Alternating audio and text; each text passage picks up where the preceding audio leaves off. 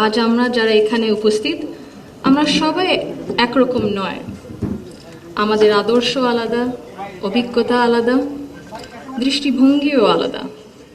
কিন্তু তারপরেও আমরা একসাথে বসেছি, আলোচনা করছি, কারণ আমরা সবাই দেশের জন্য, দেশের মানুষের জন্য ভাবছি।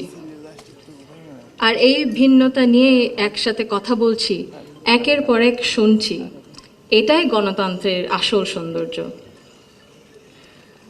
আমার আগে যারা সম্মানিত প্যানেলিস্টরা কথা বলেছেন, তাদের সবাইকে আন্তরিক ধন্যবাদ জানাই।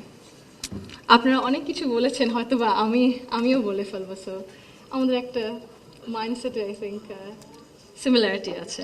আমার খুব ভালো লেগেছে শুনে। আমি আজ এখানে দাঁড়িয়েছি ভিন্ন এক অনুভূতি ও আবেগ নিয়ে।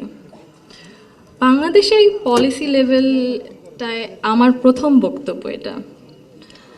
আমি এমন কেউ নয় যার কাছে সব প্রশ্নের উত্তর আছে বা সব সমস্যার সমাধান জানা আছে। তবু আমি বিশ্বাস করি, নিজের ছোট্ট জায়গা থেকেও সমাজের জন্য, দেশের জন্য কিছু করার আন্তরিকতা আমাদের সবার মধ্যে থাকা উচিত।